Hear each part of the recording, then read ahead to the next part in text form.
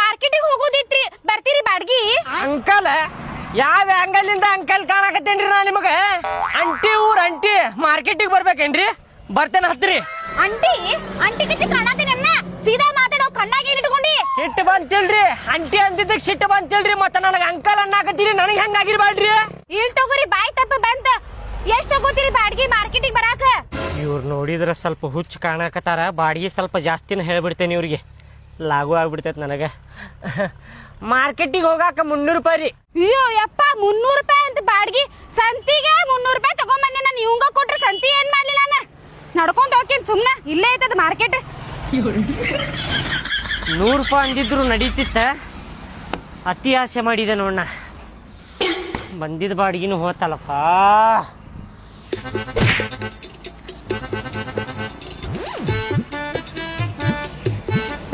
ಎಷ್ಟಾಗ್ತದ ಮಧ್ಯಾಹ್ನ ಮಟ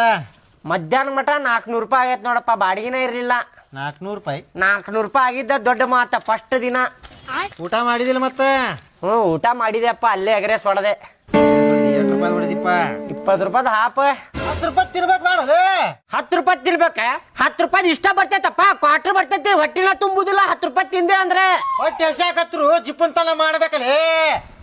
ಹೊಟ್ಟೆ ಎಸದ್ರು ಜಿಪ್ಪುನ್ತನ ಮಾಡ್ಬೇಕ ದುಡ್ಯಾಕತ್ತಿದ್ದೆ ಅದಕ್ಕೆ ತಿನ್ನು ಸಲುವಾಗಿ ದುಡ್ಯಾಕತ್ತೇವಿ ಇಲ್ಲ ಕ್ವಾರ್ಟರ್ ತಿಂದಿದ್ದೆ ಅಂದ್ರೆ ಹಲ್ಲಾಗ ಸಿಕ್ಕೋತಿತ್ತ ಹೊಟ್ಯಾಗ ಹೋಗಿರ್ಕಿಲ್ಲ ಕ್ವಾರ್ಟರ್ ಇಷ್ಟ ಕೊಡ್ತಾರಪ್ಪ ಬಾಳ ಹೊಟ್ಟೆ ಹಸ್ದಿತ್ತ ಅದಕ್ಕೆ ಹಾಪ್ ತಿಂದೆ ನಾನು ತಿಂದಿತ್ತಪ್ಪ ತಿನ್ನೀಗ ದುಡಿಯುವುದು ಎದಕ್ಕೆ ತಿನ್ನು ಸಂಬಂಧ ಹೌದ ಆದ್ರೆ ಇಲ್ಲಿ ಮನ್ಯಾಗ ಎದಕ್ ಮಾಡಾಕತ್ತೇವಿ ಅಡಿಗೆ ಹಂಗ್ಯಾಕ ಕರ್ಕೊಳಕತ್ತೀಯಪ್ಪ ತಿನ್ನಾಕ ಮಾಡಾಕತ್ತೀವ ನನಗೂ ಗೊತ್ತೈತಿ ಅಲ್ಲಿಂತ್ರ ಮನಿ ಮಠ ಬರ್ಲಿ ನಾ ಊಟ ಮಾಡಾಕ ಮತ್ ಈಗ ಎದಕ್ ಬಂದಿ ಮನಿಗೆ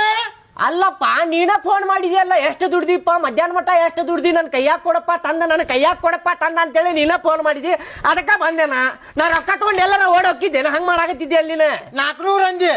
20 ರೂಪಾಯಿ ತಿಂದಿ ಇನ್ನ 10 ರೂಪಾಯಿ ಅಲ್ಲಿ ಐತಿ 10 ರೂಪಾಯಿ 370 ರೂಪಾಯಿ ಐತಿ 10 ರೂಪಾಯಿ ಇಲ್ಲ ಐತಿ ನನ್ನ ಕಡೆ ಕೊಡುದಿಲ್ಲ 10 ರೂಪಾಯಿ ನನಗೆ ಬೇಕಾಕೈತ ಅಲ್ಲಿ ಮಜ್ಜಿಗೆ ಕುಡಿತೇನೆ ಬಿಸಿಲು ಬಾಳ ಐತಿ ಮಜ್ಜಿಗೆ ಕುಡಿತೇನೆ ಅಪ್ಪ ಬೇಡ 10 ರೂಪಾಯಿ ಇರ್ಲಿ ಹೋಗ್ ನಡೀನ್ ಕುಂದ್ರಾಕ್ ಹೋಗ್ಬೇಡ ನಡೀನ್ 4 ಗಂಟೆಗೆ ಹೋಗ್ಯಂತ ಇಲ್ಲ ಈಗ ಹೋಗ ಕುಂದ್ರಾಕ್ ಹೋಗ್ಬೇಡ ಹೋಗ ಏನ ಕಷ್ಟ ಅನ್ನೋದು ನಿನಗೂ ಗೊತ್ತಾಗಲಿ ಆಯ್ತು ಅಪ್ಪ